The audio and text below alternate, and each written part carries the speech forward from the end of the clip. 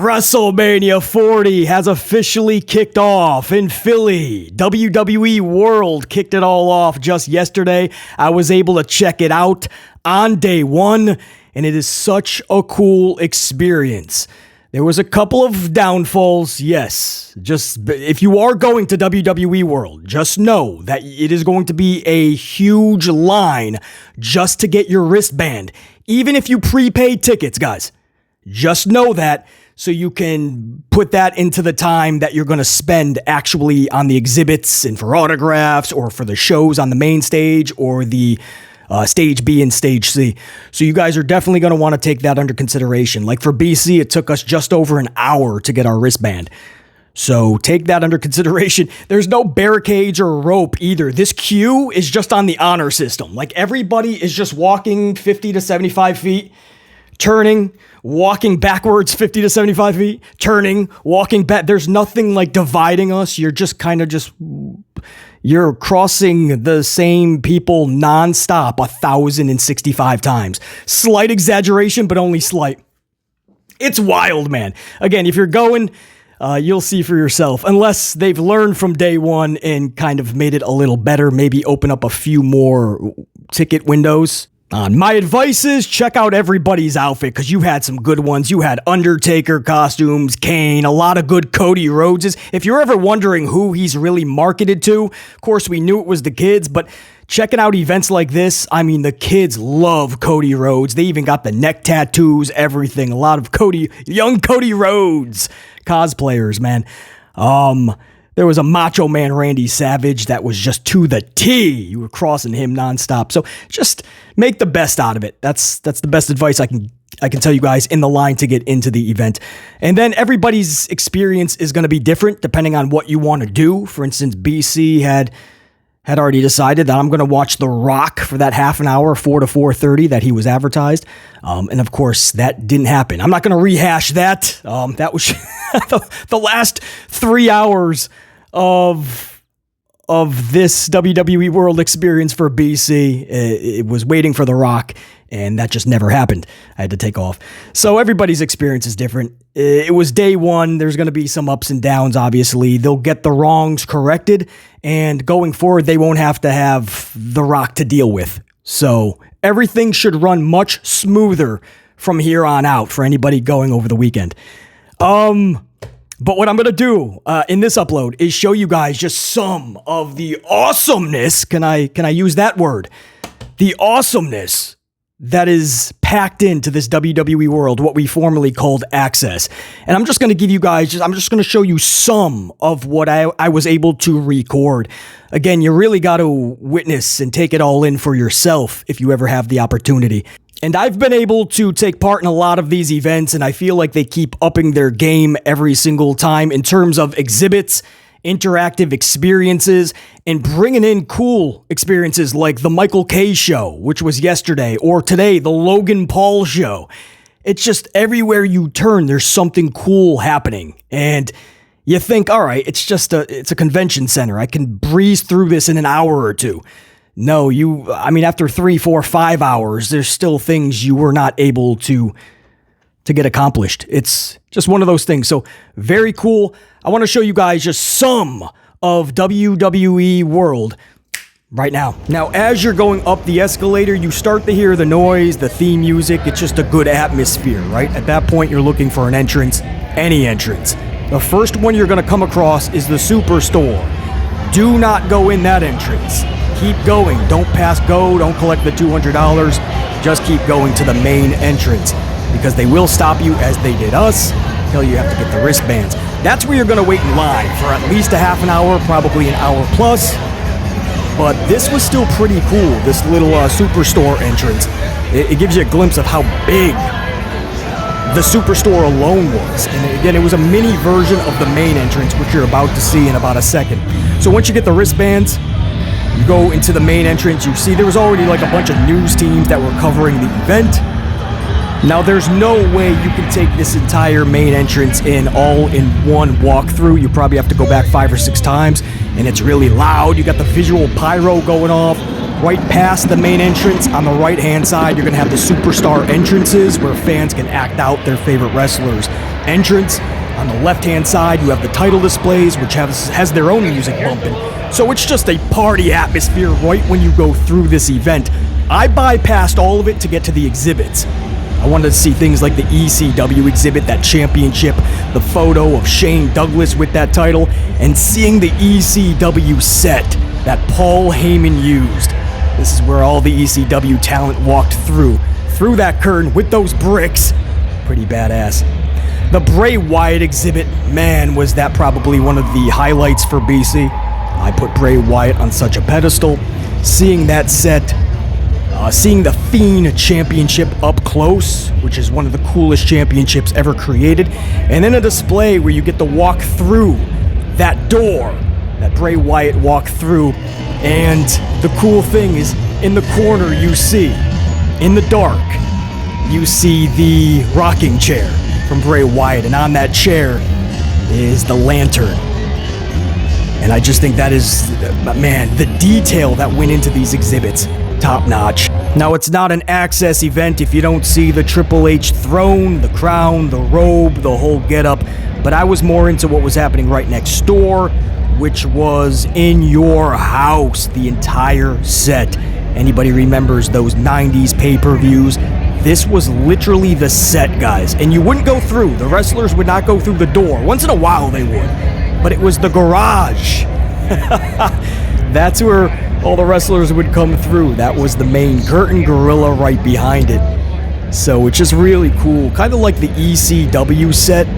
It's one of those things where you just take a moment, take a step back, and somebody actually dropped their Raw Championship, I believe.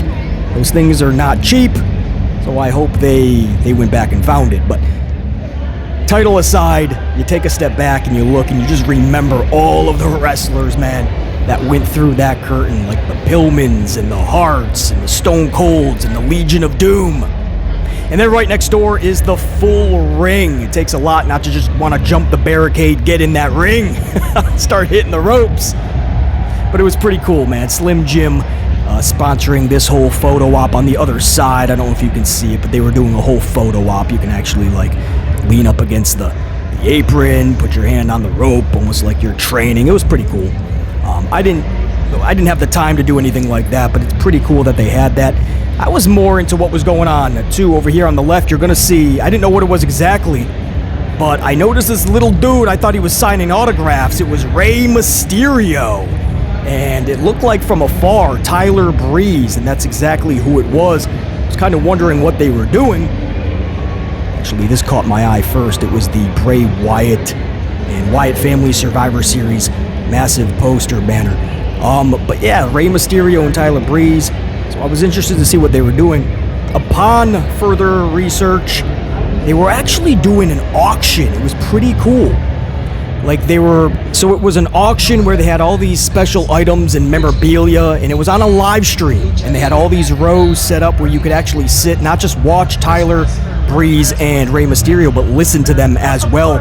And if you win these auctions for these items, they would personalize an autograph to you with your name. It was just pretty cool. If you wanted to spend a couple minutes off your feet, relax for a second, this was a cool setup that they had. And again, Rey Mysterio, Tyler Breeze, just chilling on a live stream, signing memorabilia.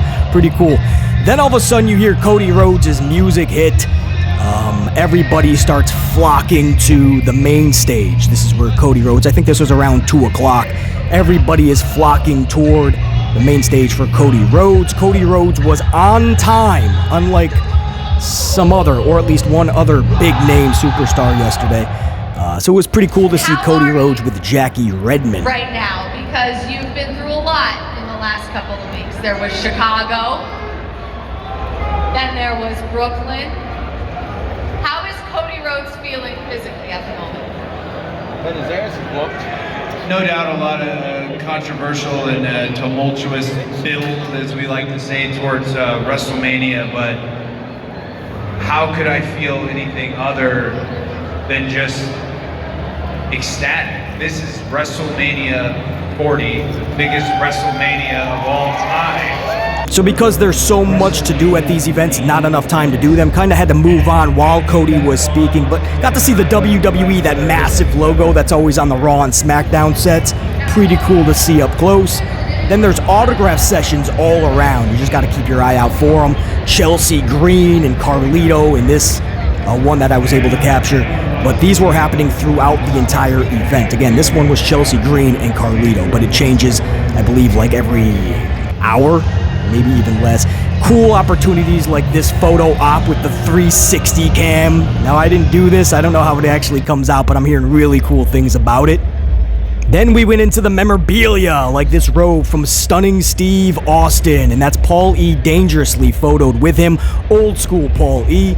All of these individuals in the memorabilia has a tie-in with this year's Hall of Fame class, like Harley Race, for instance. Good friends with Leah Maivia, who's going into the Hall of Fame this year, so that's Harley Race, and his robe, pretty iconic. You're about to see classy Freddie Blassie's jacket. I've seen this before, and it's always a sight to behold. Of course, Freddie Blassie's tie-in is Muhammad Ali, who is also going into the Hall of Fame this year. But that is something to see that up close, that jacket, especially for the time period. That's how just epic Freddie Blassie was. You got the trunks from Mr. T, man. You talk old school, you talk memorabilia, things just out of the box. Mr. T's trunks, Alundra Blaze in her singlet. This was from her classic battle and feud with Bull Nakano, who's also going into the Hall of Fame this year. Jerry Lawler, the crown, the robe, absolutely iconic. He'll be a big part of the Hall of Fame this year, we're being told. Dusty Rhodes, that's his old school robe. He's out of the polka dots here. This is very old school. This is before WWF. Dusty Rhodes, his tie-in is Thunderbolt Patterson, by the way. Then you go into Rocky Johnson. This is the father of The Rock, of course. So you have the robe. And then what I think is really cool is the boots, man. You just zoom in on these boots and the wear and tear. It's just... those boots tell many stories, man. Just pretty cool to see. And then you go into one of the coolest things I saw at this whole event. Paul E. Dangerously's long leather jacket. If you guys remember old school ECW, this was Paul Heyman. This was one of the coolest things for sure. Then into the Superstore, The Rock had one of the coolest sections. Just that final boss shirt was just so badass. You don't even got to be a wrestling fan to have a shirt like that. Pretty cool. Tells a million stories. Again, it doesn't even have to tie into pro wrestling. This shirt was just getting laughs all over, man. Oh, this is too funny. Hey, Rock, we're not crybabies. Shut up, you crybabies. That was pretty cool. And this, man, I didn't get to put this into the walkthrough upload that we put up yesterday, but Bray Wyatt's section.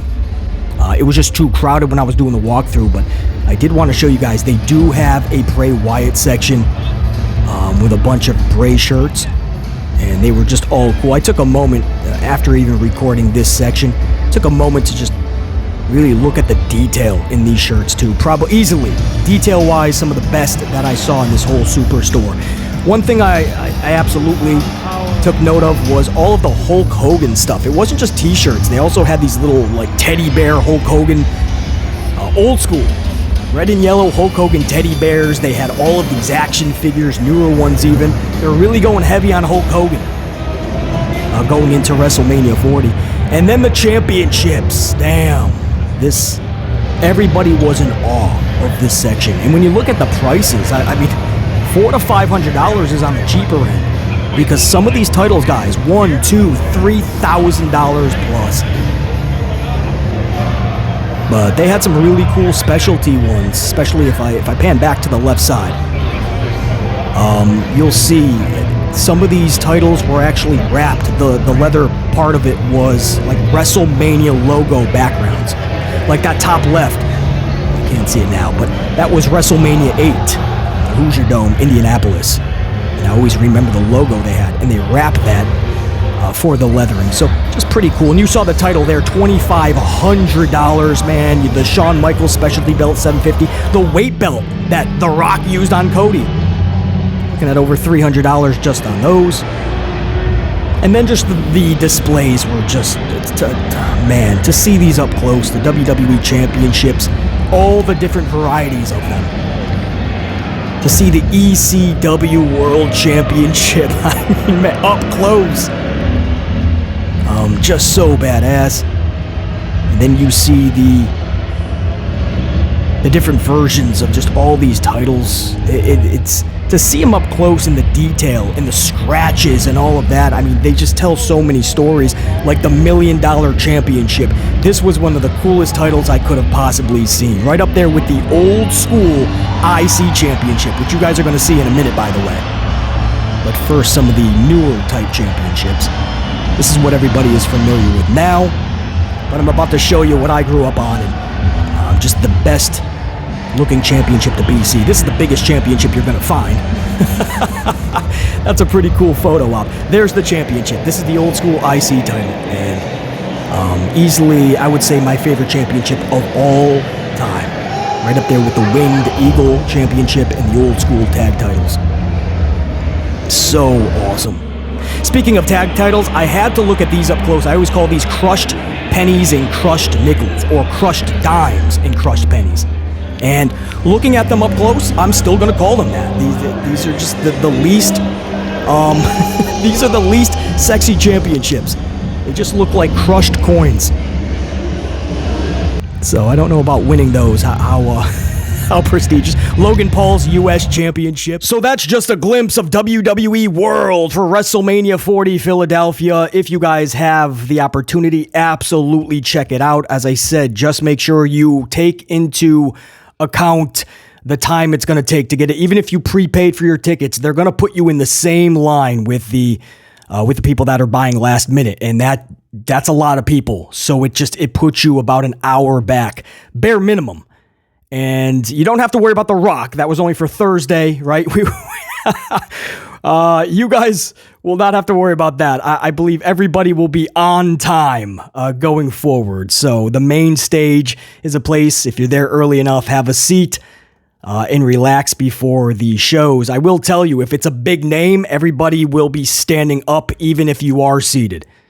So, a couple of things to look for there. But that was all within just a few hours of just walking through, because a lot of time was spent in line. An hour before the event, waiting to get the wristband, and then 2.5 to 3.5 hours of just being at the main stage waiting for The Rock.